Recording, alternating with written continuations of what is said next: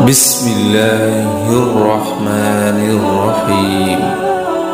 شروع اللہ کے نام سے جو بڑا مہربان نہایت رحم والا ہے۔ السلام علیکم ورحمۃ اللہ وبرکاتہ۔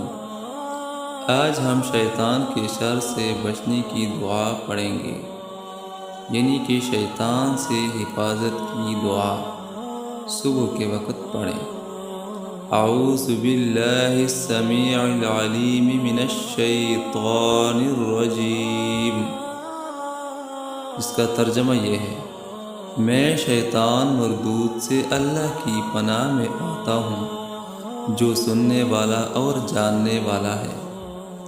فضیلت حدیث: رسول اللہ صلی اللہ علیہ وآلہ وسلم نے فرمایا، جو شخص صبح کے وقت یہ دعا پڑھے گا تو شام تک شیطان کے شر سے محفوظ ہو جائے گا۔